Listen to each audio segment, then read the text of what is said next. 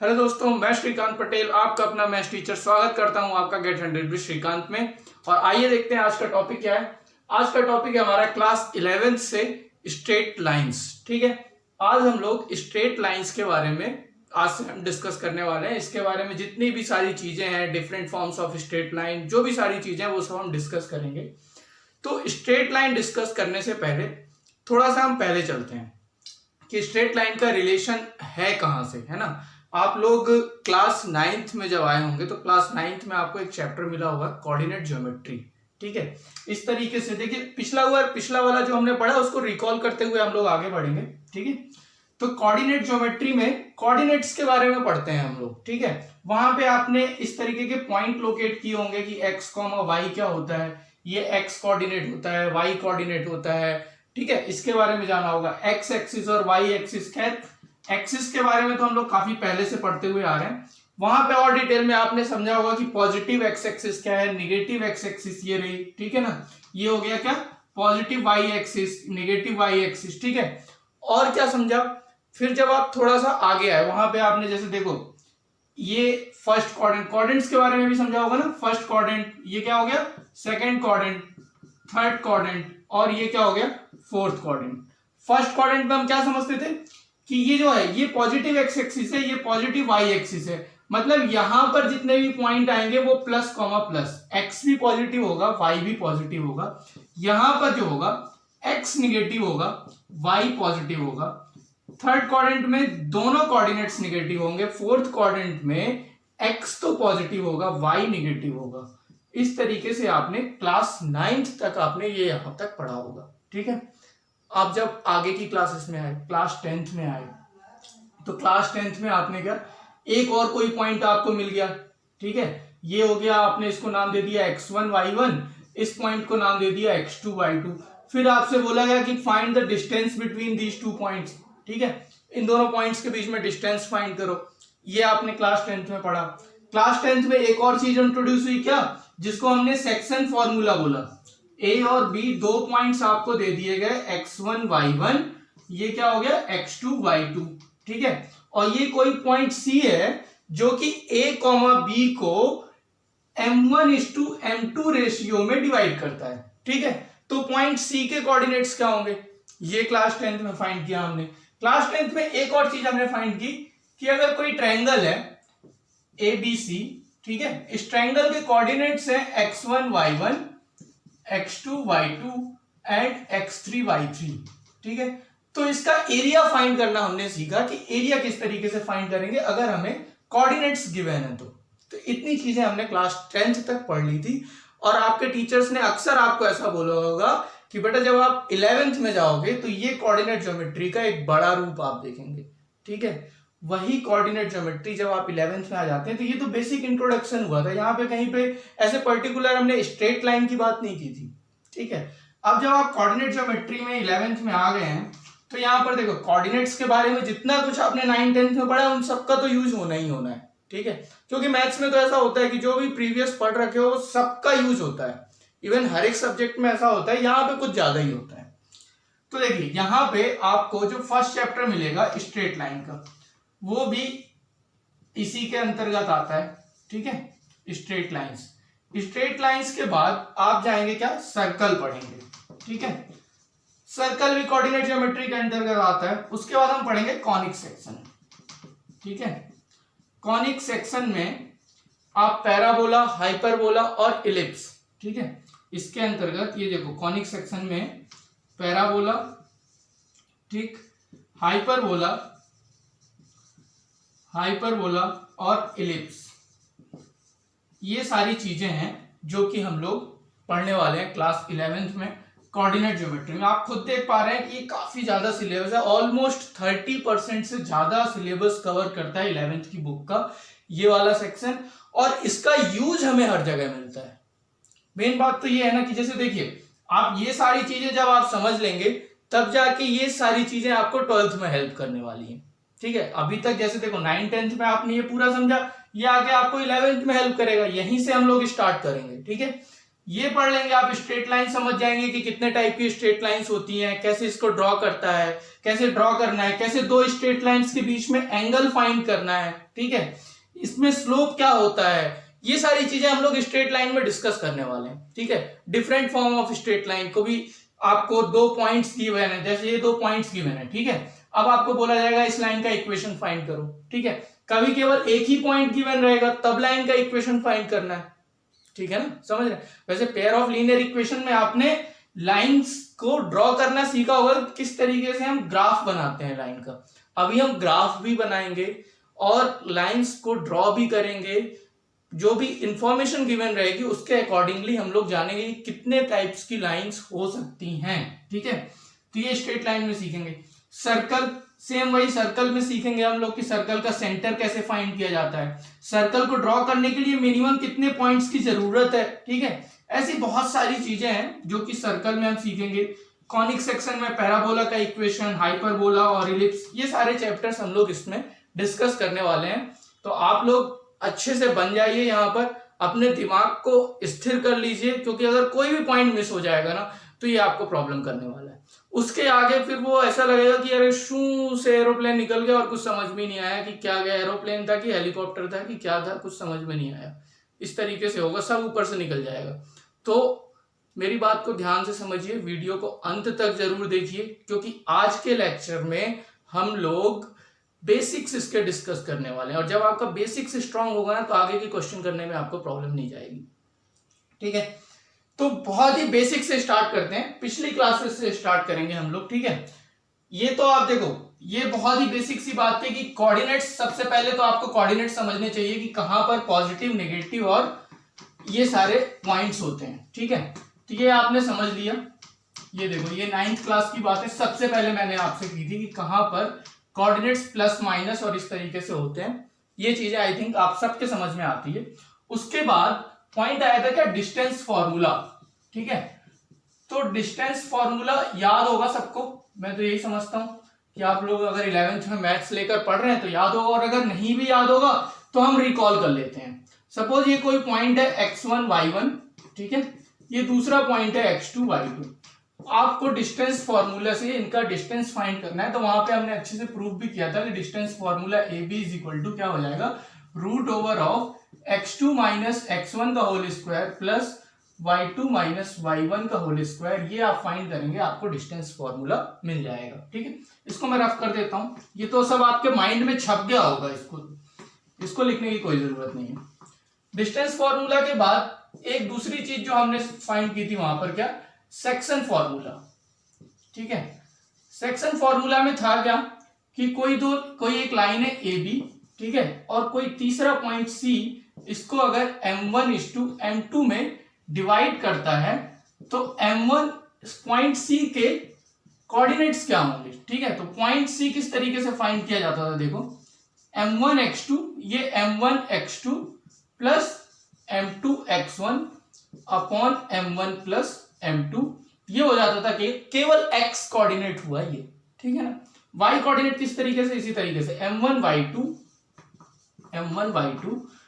Plus M2y1 upon M1 plus M2, ये हो गया क्या आपका y कोऑर्डिनेट। तो पॉइंट C इस तरीके से आ गया, ठीक है, ये हमने भी पढ़ चुके हैं।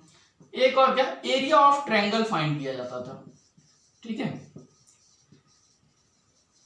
एरिया ऑफ ट्रायंगल कब, जब आपको कोऑर्डिनेट्स गिवन हो, A B C ये 3 पॉइंट्स हैं। A के कोऑर्डिनेट्स हैं x1 y1, ठीक है, B कोऑर्डिनेट्स हो गया x2 y2 और C कोऑर्डिनेट्स हो गया x3 y3।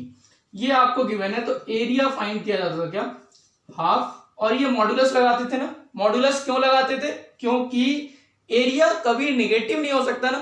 कभी ऐसा सुना है कि उस ट्रायंगल का एरिया -5 स्क्वायर यूनिट है, बिल्कुल नहीं, हो ही नहीं सकता है। तो मॉडुलस लगाते थे कि नेगेटिव नहीं हो सकता। फॉर्मूला क्या होता था, x1 y2 minus y3 plus x2 y3 minus y1 plus x3 y1 minus y2, ठीक है। दिख रहा होगा ना सबको, क्योंकि ये याद भी है, कोई प्रॉब्लम नहीं है। ये हो गया एरिया ऑफ ट्रायंगल, ठीक है। इतनी चीजें हम लोगों ने क्लास 10th तक अच्छे से सीख ली थी और बकायदा इन सब का यूज आपको क्लास 11th में भी करना है, तो इसको आप अच्छे से समझ लें। ठीक है, ओके, ये हो गया, आप इसको नोट कर लीजिए। ठीक है, उसके बाद अब हम लोग क्लास 11th में स्टेप रखते हैं। यहां तक हमने 10th तक हमने पढ़ रखा था। ठीक है, अब 11th में स्टेप रखते हैं और सबसे पहले अपना जो चैप्टर है, क्या chapter 10 straight line, straight line के बारे में अब बात करना स्टार्ट करेंगे हम लोग। ठीक है, तो ये नोट कर लिया होगा आपने। अब देखिए स्ट्रेट लाइन है ना, स्ट्रेट लाइन में सबसे पहले जरूरी क्या है, देखो मैं आपको समझाता हूं। सपोज ये कोऑर्डिनेट्स हैं, ठीक है, ये हमने कोई लाइन ड्रॉ कर दी। ठीक है, कोई भी लाइन आपने ड्रॉ की है, लाइन ड्रॉ करते टाइम आपको सबसे जरूरी एक चीज पता होना चाहिए, क्या कि ये जो एंगल है ये थीटा एंगल, ठीक है ना, ये एंगल मान लो थीटा है, ये कितना है। अगर आपको ये पता रहेगा ना तो लाइन का इक्वेशन फाइंड करने में और लाइन को फाइंड करने में कि ये लाइन किस टाइप की लाइन है, ठीक है, तो बहुत ज्यादा हेल्प होगी। तो सबसे पहले हम इसमें पढ़ते हैं क्या, स्लोप ऑफ अ लाइन। आप हेडिंग डाल लेंगे क्या, स्लोप ऑफ अ लाइन। ठीक, सबसे पहले हम पढ़ने वाले हैं क्या, स्लोप ऑफ अ लाइन। ये कोई लाइन एल है, ये एंगल थीटा। तो होता क्या है, देखो थीटा जो मेजर किया जाता है, ठीक है, स्लोप फाइंड करने के लिए जो एंगल थीटा मेजर किया जाता है वो एक्स एक्सिस से एंटी क्लॉकवाइज डायरेक्शन, समझ रहे हो, एंटी क्लॉकवाइज डायरेक्शन में जो एंगल बनाती है लाइन एक्स एक्सिस से एंटी क्लॉकवाइज डायरेक्शन में जो एंगल बनाती है उसे हम क्या बोलेंगे, थीटा एंगल बोलेंगे। ठीक है, और स्लोप ऑफ अ लाइन में ये फाइंड करने के लिए आपको क्या बोला जाएगा, इसका जो स्लोप हो जाएगा इसको m से डिनोट किया जाता है। ठीक है, स्लोप ऑफ अ लाइन को m से डिनोट करते हैं और ये m इज इक्वल टू हो जाता है क्या, tan थीटा। ठीक है, जो स्लोप इसका फाइंड किया जाता है। ओके, तो डेफिनेशन लिख लेंगे स्लोप ऑफ अ लाइन की। When a line makes an angle theta with the anti-clockwise direction of x-axis, then slope और gradient, इसको क्या बोला जाता है, gradient भी बोला जाता है, कहीं कहीं पे आपको gradient लिखा हुआ भी मिल जाएगा। Then slope और gradient of a line is measured as tan theta, is measured as tan theta। मतलब आप समझ गए कि स्लोप ऑफ अ लाइन क्या हो जाएगा, m is equal to tan theta. आप उस एंगल का टेन फॉर्म निकाल लेंगे तो आपको क्या मिल जाएगा, उस लाइन का स्लोप मिल जाएगा। ठीक है, ये हो गई बात स्लोप ऑफ अ लाइन की। नेक्स्ट पॉइंट, ठीक है, ये तो कब, जब आपको एंगल गिवन है। सपोज ये एंगल π/4 होगा अगर, तो आप इसका स्लोप बता देंगे, m इज इक्वल टू कितना हो जाएगा, 1 हो जाएगा। ठीक है ना, जब आपको एंगल गिवन है। ध्यान रखिएगा इस बात को कि जब आप एंगल मेजर करें तो एक्स एक्सिस के साथ में एंटी क्लॉकवाइज डायरेक्शन में ही मेजर करें, उसी एंगल को थीटा लें तभी आप स्लोप बताएं। आप अगर इस एंगल को थीटा लेकर बताएंगे तो आपका आंसर गलत हो सकता है, आप इसको π-θ लीजिए।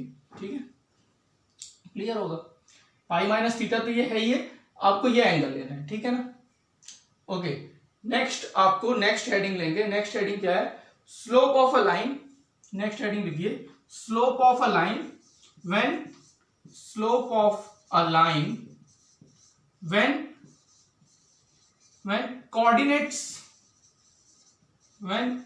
coordinates of any 2 points on the line, when coordinates of any 2 points on the line are given, on the line are given। समझ रहे हैं आप बात क्या है, कि अब आपको स्लोप ऑफ अ लाइन बताना है। अब आपको क्या स्लोप ऑफ अ लाइन बताना है, जब आपको कोऑर्डिनेट्स गिवन है। ठीक है, इस बार एंगल नहीं गिवन है। स्लोप का एक दूसरा फॉर्म क्या, कि सपोज ये कोई लाइन है आपके पास, ठीक है ना, ये लाइन है, एक एल लाइन है कोई भी, और यहां पर आपको 2 कोऑर्डिनेट्स गिवन है। एक ये कोऑर्डिनेट्स हो गया आपके पास x1 y1 और ये दूसरा कोऑर्डिनेट हो गया x2 y2। समझ रहे हैं, ये 2 कोऑर्डिनेट्स गिवन है और कुछ भी नहीं। इस बार आपको ये जो एंगल है, ठीक है, ये एंगल गिवन ही नहीं है। ठीक है, ये एंगल गिवन नहीं है। ठीक, तब आपको इस लाइन का स्लोप बताना है। तो कैसे फाइंड कर सकते हैं, हमने क्या समझा, इसी से फाइंड करेंगे। ये जो हमने समझ लिया ना m equal to tan theta होता है, हम लोग इससे ही फाइंड करेंगे। देखो किस तरीके से करेंगे। इधर थोड़ा सा ध्यान दीजिएगा। ये पॉइंट x1 y1 है, मतलब इस पॉइंट की यहां से लेके यहां तक x डिस्टेंस x1 है, y डिस्टेंस y1 है। तो इसमें थोड़ा सा हम लोग क्या अभी कंस्ट्रक्शन करते हैं, ठीक है। कंस्ट्रक्शन किस तरीके से, देखिए ये पॉइंट हमने मैच कर दिया, ओके। अब आपको क्या करना है, ये जो डिस्टेंस है, ये डिस्टेंस कितनी होगी और ये डिस्टेंस कितनी होगी, ये फाइंड करना है। ये हम क्यों फाइंड कर रहे हैं, ये भी तो समझने की बात है ना, क्यों फाइंड कर रहे हैं। टेन थीटा क्या होता है, टेन थीटा का रेसिप्रोकल फॉर्म क्या होता है, आप ध्यान कीजिए, वो जो आप पढ़ते थे, पंडित भोला प्रसाद हर हर बोले, ऐसा आप पढ़ते थे ना 10th क्लास में, आपने बहुत अच्छे से ये पढ़ा है, मुझे पता है। तो यहां पर साइन कॉस और टेन क्या आता है, perpendicular upon base. Tan theta क्या होता है, परपेंडिकुलर अपॉन बेस, ये होता है ना। अब देखो इसमें परपेंडिकुलर क्या है, ये रहा, और बेस क्या है, ये रहा, ठीक है। तो इसको हम नेमिंग दे देते हैं, सपोज ये ए, ये बी और ये पॉइंट ले लेते हैं सी। तो परपेंडिकुलर अपॉन बेस से हमें क्या मिल जाता है, ये इसके नीचे, ठीक है। यहां पर इसको मैं हटा देता हूं, तब आप समझ लेंगे, ठीक है। इसके नीचे आप ये चलने देना। तो परपेंडिकुलर अपॉन बेस क्या होता है, देखो परपेंडिकुलर अपॉन बेस क्या लिख सकते हो आप, यहां पर tan theta is equal to, आप यहां से क्या लिख सकते हैं, परपेंडिकुलर हो गया क्या, BC अपॉन बेस क्या हो गया, AC, ठीक है। एंगल थीटा, आपको जो थीटा एंगल है, ये सपोज अगर ये एंगल थीटा है यहां पर, ठीक है, तो ये एंगल भी तो थीटा ही होगा, लाइन तो वही है ना, इंक्लाइनेशन तो वही है, एक्स एक्सिस ये थी, वही उसके पैरेलल है, तो इंक्लाइनेशन में कोई फर्क नहीं पड़ रहा है, मतलब ये दोनों एंगल थीटा तो सेम है। बहुत अच्छे से हमने प्रीवियस क्लासेस में पढ़ा भी है। तो BC अपॉन AC हो गया, और ये टेन थीटा आपको फाइंड कर लेना है। तो उसके लिए हमें ये डिस्टेंस फाइंड करना पड़ेगा, ठीक है। डिस्टेंस फाइंड करने के लिए आप देखिए, यहां से लेके ये जो यहां तक है, ये डिस्टेंस x1 है, ये डिस्टेंस x2 है, तो ये डिस्टेंस कितनी हो जाएगी, ये हो जाएगी x2 माइनस x1, ठीक है। ये है y1 और ये है y2, तो ये कितना हो जाएगा, ये हो जाएगा y2 माइनस y1। तो यहां पे आप क्या लिख लेंगे, tan theta is equal to कितना हो जाएगा, y2 minus y1 upon x2 minus x1। मतलब कि अगर आपको दो पॉइंट्स गिवन है, तो आप इस तरीके से उस लाइन का स्लोप फाइंड कर सकते हैं। क्लियर होगी बात, ठीक है। तो हमने दो तरीके से स्लोप फाइंड करना सीख लिया, एक तो कब, जब एंगल गिवन हो, एक कब अगर किसी भी लाइन पे दो पॉइंट्स गिवन है, तो हम वो फाइंड कर सकते हैं, ठीक है। ओके, तो ये होगी बात, ठीक है, स्लोप के बारे में। यही दो फॉर्म के आपको स्लोप हमेशा पूछे जाएंगे, ठीक है। दो के अलावा आपको तीसरा फॉर्म स्लोप का कोई नहीं मिलेगा। किसी भी लाइन का स्लोप अगर निकालना है, तो या तो पॉइंट्स गिवन हो या फिर आपको एंगल गिवन हो, आप उसका स्लोप फाइंड कर सकते हैं, ठीक है। थर्ड पॉइंट देखते हैं क्या है, थर्ड हेडिंग लिखिएगा। थर्ड हेडिंग है condition for parallelism and perpendicularity. मैं यहां पे लिख देता हूं, कंडीशन फॉर पैरेललिज्म एंड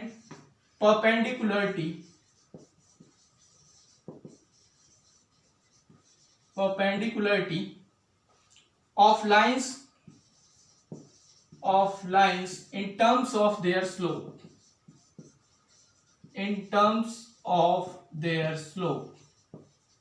ठीक है। समझ रहे हैं आप, करना क्या है आपको, देखिए जो हिंदी मीडियम के बच्चे हो ना, वो परेशान मत होइएगा। देखिए जो हेडिंग वगैरह है, आप अगर अपनी बुक साथ में रखते हैं, तो ये सारी की सारी हेडिंग आपको आपकी बुक में मिल जाएगी।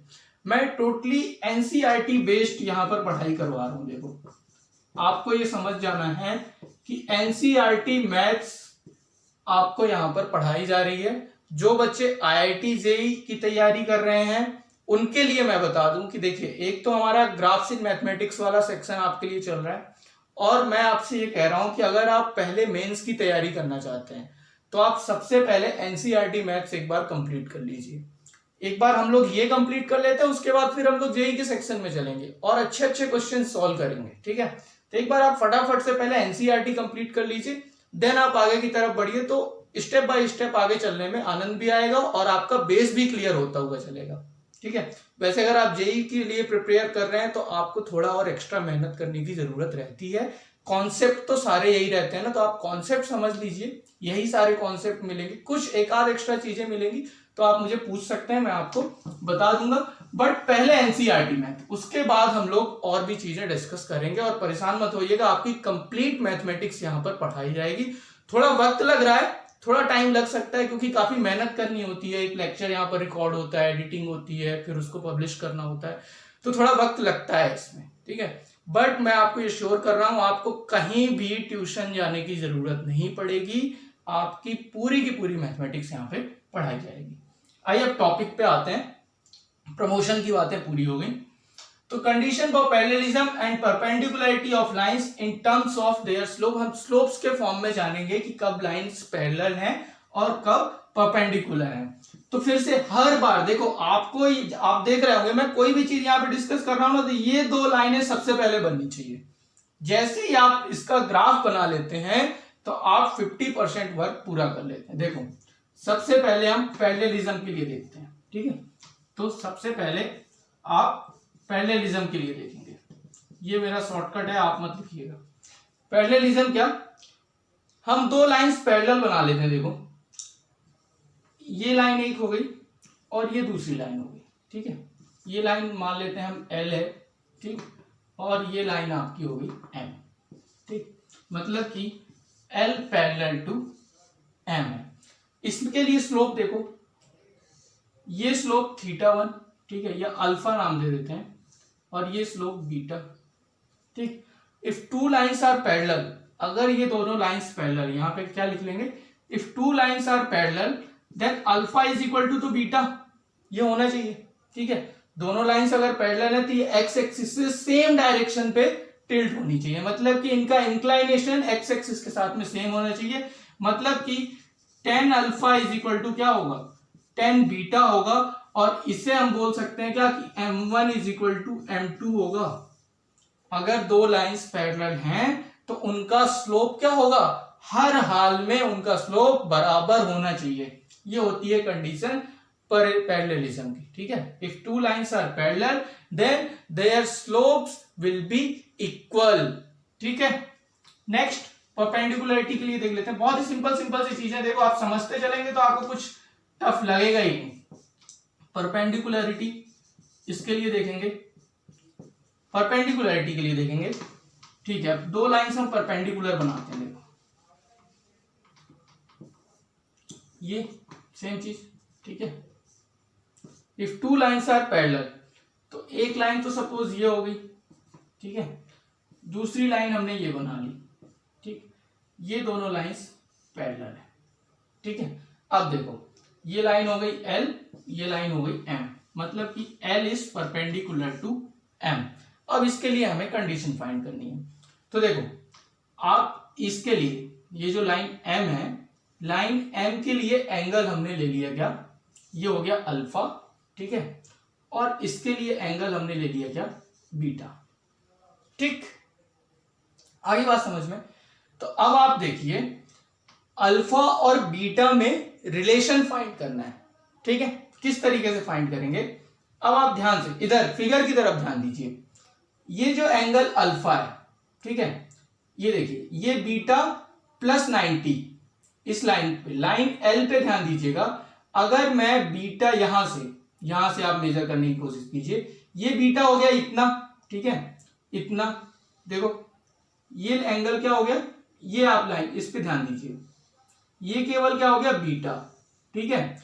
और इसमें जब मैं 90 ऐड कर देता हूं तो ये मिल जाता है क्या, हमें क्या मिल जाता है, अल्फा मिल जाता है, ठीक है। मतलब हम क्या बोल सकते हैं, alpha is equal to beta plus 90 बोल सकते हैं कि नहीं बोल सकते हैं। क्लियर हुआ ये किस तरह से आया, alpha is equal to beta plus 90, दोनों तरफ आप 10 ले लो इसका, तो 10 alpha is equal to 10 90 plus beta लिख दूं, कोई प्रॉब्लम तो नहीं है, कोई प्रॉब्लम नहीं है, ठीक है। तो 10 alpha is equal to 10 90 plus theta, क्या होता है, देखो सेकंड क्वाड्रेंट 10 90 और प्लस थीटा, ASTC याद करो, ASTC में क्या बताएगा, तो सेकंड क्वाड्रेंट में साइन कोसेक पॉजिटिव 10 निगेटिव, ठीक है। तो ये क्या हो जाएगा, 10 90 वाला एंगल आया है तो 10 किस में चेंज हो जाता है, अपने कॉन्जुगेट कॉट में चेंज हो जाता है, तो ये क्या आ जाएगा माइनस कॉट बीटा, है कि नहीं, किसमें चेंज हो गया माइनस कॉट बीटा। अब देखिएगा tan alpha is equal to आप क्या लिख सकते हैं माइनस 1/10 बीटा। कॉट बीटा को क्या लिख सकते हो 1/10 बीटा।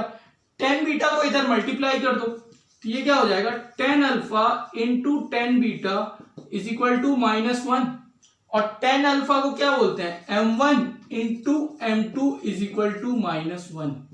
ये आपको कंडीशन मिल गई, क्लियर हो गया, दिख रहा है ना। m1 इंटू m2 कितना आ जाएगा -1। तो कोई भी दो लाइंस अगर पैरेलल है, आप उनका स्लोप देखो कितना है, m1 फाइंड करो m2 फाइंड करो, दोनों का मल्टीप्लीकेशन अगर -1 आ रहा है तो लाइंस क्या होंगी पैरेलल होंगी। हम इन पे बेस्ड क्वेश्चंस भी करेंगे तो आपको काफी कुछ क्लियर हो जाएगा। थोड़ा सा थ्योरी वाला पार्ट पूरा कर लेते हैं आज के लेक्चर में, फिर हम क्वेश्चन ही क्वेश्चन सॉल्व करने वाले हैं। तो ये क्लियर हो गया condition for parallelism and perpendicularity, ठीक है। तो इस तरीके से पैरेललिज्म हमने देख लिया, परपेंडिकुलर देख लिया, स्लोप ऑफ लाइंस देख लिया हमने, ठीक है। तो जो 10.1 का इंट्रो है ना उसको आज हम कंप्लीट कर लेते हैं अच्छे से। पहले इसके बाद आप लिखिएगा एंगल बिटवीन टू लाइंस, ठीक है। नेक्स्ट हेडिंग जो आपकी होनी चाहिए वो होगी एंगल बिटवीन टू लाइंस, ठीक है, एंगल बिटवीन टू लाइंस। ध्यान से समझिएगा, देखिए इसमें भी कोई बहुत ज्यादा टफ चीज नहीं है ये, ओके। तो अब हम समझते हैं एंगल बिटवीन टू लाइंस, ठीक है। एंगल बिटवीन टू लाइंस समझने के लिए भी सबसे पहले हमें क्या वही ग्राफ ड्रॉ करेंगे हम सबसे पहले, ठीक है। तो आप समझ लीजिए कोई एक लाइन हमने ये ड्रॉ कर ली है, ठीक है, और एंगल हमें दिखना चाहिए तो हमने दूसरी लाइन ये ड्रॉ कर ली, ठीक है। ये लाइन हो गई आपकी L, ये लाइन हो गई M, ठीक। ये लाइन आपका यहां पर एंगल बनाती है कितना α1 और ये एंगल बनाती है α2, ठीक। समझते चलिएगा, देखिए आप फिगर की तरफ देखेंगे तो बहुत अच्छे तरीके से समझ में आएगा। ये α1 ये α2 दोनों लाइंस के बीच में एंगल हम मान लेते हैं कितना थीटा। अब दो एंगल्स बनेंगे, देखो यही समझने की बात है कि हमेशा आप अगर कोई दो लाइंस ड्रॉ कर रहे हो तो इन दोनों के बीच में हमेशा दो एंगल बनेंगे। एक तो ये एंगल बन ही रहा है वो इसके इक्वल होगा, और एक ये एंगल बनेगा, ठीक है, वो इसके इक्वल होगा, तो दो एंगल बोल देंगे। ऐसा नहीं कि सिर्फ चार एंगल बन रहे हैं, एंगल तो चार बन रहे हैं बट ये दोनों तो इक्वल होंगे और ये दोनों इक्वल होंगे, ठीक है। तो इसको आप नाम दे दीजिए क्या फाई, ठीक है। थीटा और फाई बनेंगे, एक एंगल एक्यूट एंगल होगा, दूसरा एंगल ऑब्ट्यूज एंगल होगा। आप एक फाइंड कर लो, दूसरे को पाई से माइनस कर दो, क्योंकि थीटा प्लस फाई तो क्या है, theta plus phi is equal to pi है, ठीक है, कॉम्प्लीमेंट्री एंगल है, ये तो सीधी सी बात है। इनमें से कोई एक हमें फाइंड कर लेना है, तो वो किस तरीके से फाइंड करेंगे वो हम समझते हैं, ठीक है। अब आप देखिएगा यहां पर हमें एंगल थीटा फाइंड करना है सपोज, ठीक है। अब थीटा फाइंड करने के लिए इधर ध्यान से समझिएगा, जैसे अभी हमने पिछले ये हुआ α1 में अगर आप थीटा ये देखो, अच्छा α2 से जाना पड़ेगा हमें, देखो α2 मतलब यहां से लेके यहां तक अगर मैं देखो यहां पर अगर मैं कंस्ट्रक्शन कर दूं तो आपका ये एंगल क्या है, इस लाइन वाला angle α2 plus theta is equal to α1 है, मतलब α2 plus theta is equal to कितना है α1 है। थीटा अगर मुझे फाइंड करना है तो मैं क्या बोलूंगा, थीटा अगर मुझे फाइंड करना है तो α1 माइनस α2 बोलूंगा, यस और नो, α1 माइनस α2, ठीक। अब देखिएगा एंगल फाइंड करना था ना, दोनों तरफ tan ले लो, tan theta is equal to क्या हो जाएगा tan α1 माइनस α2, और tan थीटा क्या आएगा, देखो tan थीटा आ जाएगा tan x माइनस y का formula tan α1 minus tan α2 upon 1 plus tan α1 tan α2, ठीक है। सपोज ये α1 का जो स्लोप आता है लाइन L का, इसका स्लोप अगर मैं m is equal to m1 is equal to क्या नाम दे देता हूं tan α1 और m2 इज इक्वल टू क्या नाम दे देता हूं tan α2, ठीक है। तो tan थीटा का जो आपका फॉर्मूला बन जाता है, इसको देखो हमेशा आप मॉडुलस में रखना, ठीक है, क्योंकि यहां पर आपको दो वैल्यूज मिलने वाले हैं, थीटा भी मिलेगा फाई भी मिल सकता है, क्योंकि दोनों के बीच का एंगल ये भी है, ठीक है। तो यहां पर देखो आप मॉडुलस में रखेंगे, जब मॉडुलस हटाएंगे तो प्लस माइनस आ जाएगा, वो ऑटोमेटिकली डिटेक्ट हो जाएगा। तो ये क्या हो जाएगा, m1 minus m2 upon 1 plus m1 m2, ठीक है। ये मॉडुलस में क्या होगा ना, कुछ कुछ बच्चों को प्रॉब्लम हो जाएगा। कैसे हो जाएगा, अब मान लीजिए इसको आपने अल्फा 1 ले लिया, ठीक है, इस वाले एंगल को आपने अल्फा 2 ले लिया, तो यहाँ पे आप कहोगे sir theta is equal to तो अल्फा 2 माइनस अल्फा 1 हो रहा है, इसलिए हमने मॉडुलस लगा दिया। कि कोई प्रॉब्लम नहीं बेटा, आप जब एंगल फाइंड करो, ठीक है, एंगल आपका अगर 90 डिग्री से कम आता है, ये जो थीटा है 90 डिग्री से कम आ गया तो वो एक्यूट एंगल हो गया, ठीक है। आपका 90 डिग्री से मतलब ये जो ब्रैकेट के अंदर है, मॉडुलस के अंदर है, 90 डिग्री से ऊपर आएगा तो ऑब्ट्यूज एंगल हो जाएगा। बट फिर भी अगर आपको देखते ही समझ जाना है तो आप क्या करोगे, अगर ये वैल्यू पॉजिटिव आती है, ये वैल्यू आपकी, आपने tan थीटा फाइंड किया, ये वैल्यू क्या आ गई, पॉजिटिव आ गई, मतलब कि थीटा क्या होगा, एक्यूट होगा। कभी नेचर ऑफ रूट्स जैसे आप पढ़ते थे ना, वहां पर नेचर ऑफ रूट्स कैसे होंगे, यहाँ पे थीटा पूछ लिया जाता है कि थीटा एक्यूट एंगल होगा कि ऑब्ट्यूज एंगल होगा। तो यहाँ पे आप लिख लेना, यहाँ पे आप लिख लेना क्या, इसके नीचे लिख लेना if tan theta is positive, ठीक है, if tan theta, if value of tan theta, ऐसे लिखिएगा, if value of tan theta is positive then angle should be acute angle, ठीक है, and if value of tan theta is negative then angle should be obtuse angle. तो उसमें कोई problem नहीं है, आपकी वैल्यू पॉजिटिव आती है आप उसको एक्यूट एंगल बोलिए, वैल्यू नेगेटिव आती है आप उसको ऑब्ट्यूज एंगल बोलिए।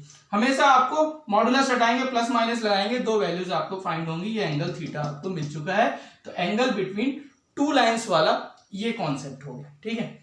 ये इसमें आपको थोड़ी प्रॉब्लम हो सकती है, तो हम लोग एक एग्जांपल से समझने की कोशिश कर लेते हैं, ठीक है। तो आप सबसे पहले एग्जांपल एक नोट कीजिएगा, if the angle between two lines is π/4, ठीक है। वीडियो को पॉज कर दिया करिए जब आपको अगर नोट करने में प्रॉब्लम आ रही हो, तो नोट करने के लिए, वैसे इतने समझदार तो आप लोग सब लोग हो, ठीक है, नई पीढ़ी के छात्र हो, ये सारी चीजें आपको हम लोगों से ज्यादा बेहतर आती है। अगर मैथमेटिक्स में जहां भी प्रॉब्लम आती है उसके लिए मैं हूं, आपको परेशान होने की बिल्कुल जरूरत नहीं है। क्वेश्चन नोट कीजिए, if the angle between two lines is π/4 and slope of one line is 1/2, angle between two lines is π/4, ठीक है। आलस करने की बिल्कुल जरूरत नहीं है, जब मैं क्वेश्चन बोल रहा हूं तो आपको नोट करना है। अगर आप इस वीडियो का, मैथ्स के लेक्चर का पूरा फायदा उठाना चाहते हैं तो आप मेरे इंस्ट्रक्शन को फॉलो कीजिए। गेट 100 आउट ऑफ 100 हमें लाना है, ठीक है, तो इंस्ट्रक्शन को फॉलो करना है ना।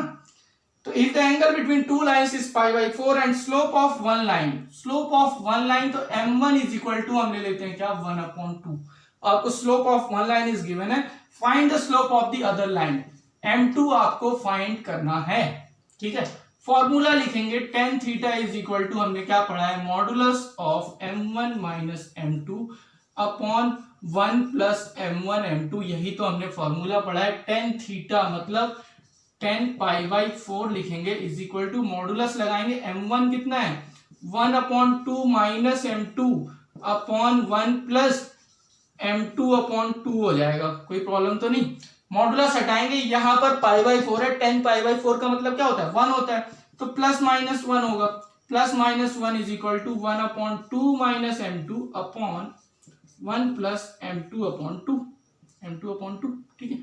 अब देखिएगा यहाँ पे मैं लिख रहा हूं, मतलब एक बार तो आपको क्या 1/2 minus m2 upon 1 plus m2 upon 2 का वैल्यू 1 हो गया, ठीक है। और दूसरी बार क्या आप ले लेंगे 1/2 minus m2 upon 1 plus m2 upon 2 का वैल्यू -1 हो गया, ठीक है। तो यहां से आप इसको सॉल्व कर दीजिए, 1/2 minus m2 is equal to कितना हो जाएगा, 1 plus m2 upon 2, m2 upon 2 को इधर लाइए, ठीक है, 1/2 को उधर ले जाइए, तो ये कितना आ जाएगा minus m2 minus m2 upon 2 is equal to 1 minus 1/2, ये कितना हो गया minus 3m2 upon 2 is equal to half, ये कैंसिल हो गया, तो m2 इज इक्वल टू कितना मिल गया -1/3 एक तो ये मिल गया m2 इज इक्वल टू -1/3, और क्या इधर से फाइंड कर लेते हैं, 1/2 minus m2 is equal to कितना हो जाएगा, -1 माइनस m2/2, ठीक है।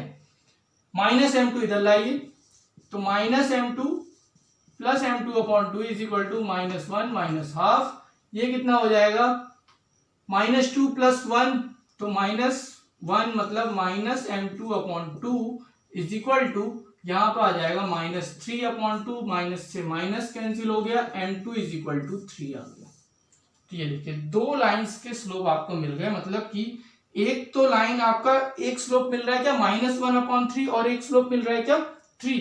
इसका मतलब है, देखो मैं आपको ग्राफ बना के थोड़ा सा समझाने की कोशिश करता हूँ, इसको रफ कर देता हूँ मैं, नोट कर लीजिएगा। आपके दो आंसर आ गए, जो आपको अदर लाइन का स्लोप पूछा हुआ था ना, तो अदर लाइन के दो स्लोप आ रहे हैं, ठीक है। ये देखिए इसको रफ कर देते हैं। हमने ग्राफ क्या बनाया था अभी, एक तो लाइन ये है, ठीक है, और दूसरी लाइन एक कोई ये, अच्छा ये नहीं बनाई थी हमने, प्रैक्टिकली थोड़ा करेक्ट होना चाहिए, है ना, ये बनाया था, ठीक। तो अब देखिए एक तो लाइन आपके पास ये थी जिसका स्लोप आपके पास कितना था, 1/2 था। 1/2 मतलब ये देखो थीटा, ये थीटा है जो कि आपको क्या दे रहा है 1/2 मतलब कितना 60 डिग्री वगैरह समथिंग, 60 डिग्री नहीं, tan थीटा में 1/2 समझ लीजिएगा, ठीक। ओके अच्छा, एंगल बिटवीन टू लाइंस तो ये है π/4 है, मतलब ये एंगल आपका एंगल बिटवीन टू लाइंस कितना है π/4 है। एक लाइन का स्लोप 1/2 था, ठीक। सपोज इस लाइन का स्लोप कितना आ रहा है आपको 1/2 था, आपसे अदर लाइन का स्लोप पूछा हुआ था कि वो कितना होगा, ठीक है। आप समझिए कि एक तो लाइन ये बन गई, ठीक है, दूसरी लाइन अब थीटा इज इक्वल टू π/4, अगर मैं एक दूसरी लाइन ये ड्रॉ कर देता हूं, ठीक। अब ये एंगल भी तो π/4 हो सकता है, समझ रहे हैं बात को। एक तो ये लाइन आपकी बनी हुई थी, ठीक, और ये जो दूसरी लाइन, इसके बीच में भी तो एंगल π/4 आ सकता है ना, तो ऐसी और भी लाइंस हो सकती हैं। इसीलिए आपका इस लाइन का स्लोप मान लीजिए कितना आ गया, -1/3 आ गया, और एक लाइन का स्लोप तो ये theta m2 is equal to कितना आ रहा था, 3 आ रहा था। इसका मतलब ऐसी दो लाइंस हो सकती हैं, ठीक है। हो सकता है कि आपके आंसर अगर और भी फॉर्म में आ जाए, और भी हो सकती हैं, लेकिन मैक्सिमम केसेस में या इवन सारे ही केसेस में आपको दो ही ऐसे आंसर मिल सकते हैं, क्योंकि प्लस से एक मिलेगा, एक माइनस से मिलेगा, ठीक है। तो इस तरीके से आपका आंसर आ चुका है। ग्राफ से हमने समझ लिया कि अगर ये थीटा π/4 होगा तो क्लियर हो चुका होगा कॉन्सेप्ट, ठीक है। ओके नेक्स्ट, ये हमने समझ लिया एंगल बिटवीन टू लाइंस, ठीक है। एक और पॉइंट बचा हुआ है, उसके बाद हम लोग आज के लेक्चर को कंप्लीट कर देंगे। काफी बड़ा लेक्चर हो रहा होगा, तो नेक्स्ट पॉइंट बहुत ही सिंपल सा पॉइंट है, आप उसको नोट कर लेंगे। क्या नेक्स्ट है, कंडीशन फॉर पैरेललिज्म तो हल कर लिया हमने, कोलिनियरिटी ऑफ 3 पॉइंट्स, ठीक है। नेक्स्ट आपकी हेडिंग होनी चाहिए collinearity, collinearity of 3 points, collinearity of 3 points. अब आपसे क्या कहा जा रहा है कि अगर इस लाइन में कोई 3 पॉइंट्स हैं, ए बी और सी, ऐसे 3 पॉइंट्स हैं ए बी सी, तो ये तीनों पॉइंट्स कोलिनियर है, मतलब एक ही लाइन पे है, तो उसके लिए क्या कंडीशन होगी, तो कोलिनियरिटी ऑफ 3 पॉइंट्स। अब देखो इस लाइन पे आप चाहे जितने भी पॉइंट्स रख दो, सबका स्लोप तो थीटा ही आएगा ना, सबका स्लोप सिंपल होगा, सेम होगा, ठीक है। तो आप क्या लिख सकते हो, slope of line A B, मतलब इस लाइन का ए बी का कोई भी 3 पॉइंट्स, तो slope of A B is equal to, आप क्या बोल दो, स्लोप ऑफ बी सी बोल दो, या फिर स्लोप ऑफ ए सी बोल दो। इनमें से कोई भी दो कंडीशन आप लगा दो, slope of A B is equal to चाहे तो बी सी लगा दो, या slope of B C is equal to A C लगा दो, या slope of A B is equal to A C लगा दो। कहने का मतलब है कि उनका स्लोप बराबर होगा, किन्हीं भी दो पॉइंट से आप स्लोप निकाल लोगे लाइन का, वो इक्वल होगा, तो वही कंडीशन क्या हो जाएगी, condition of collinearity of 3 points. अगर उन लाइंस का स्लोप इक्वल आ रहा है तो वो सारी लाइंस क्या होंगी, कोलिनियर होंगी, ठीक है। अच्छा, स्लोप इक्वल आ रहा है तो उसमें लाइंस क्या होती हैं, पैरेलल भी होती हैं, है ना। लाइंस पैरेलल भी तो हो सकती है, बट यहां पे आप समझिएगा कि slope of A B is equal to slope of A C, है ना। इसको आप लीजिए, बीसी हटा दीजिए, आप परेशान ना हो जाए। वैसे वो भी क्लियर है, slope of A B is equal to slope of A C, ये ज्यादा क्लियर है, ठीक है। ये कोलिनियरिटी के लिए ये ज्यादा क्लियर है, slope of A B is equal to slope of A C. इन दोनों लाइंस का स्लोप जो होगा वही इस लाइन का स्लोप है। इसका मतलब है कि ये लाइन जो है एक ही लाइन, ये पॉइंट्स जो है एक ही लाइन पर है। तो इस तरीके से देखो, आज हमने क्या किया है, एक्सरसाइज 10.1 का इंट्रो हमने कंप्लीट कर लिया है, ठीक है। अब आपको क्या करना है, आपको इस एक्सरसाइज के क्वेश्चन सॉल्व करने, एग्जाम्पल से स्टार्ट कीजिए और क्वेश्चंस तक जाइए और नेक्स्ट लेक्चर का इंतजार कीजिए, वहां पर हम लोग इस एक्सरसाइज के क्वेश्चंस के साथ में मिलेंगे। जय हिंद, जय भारत।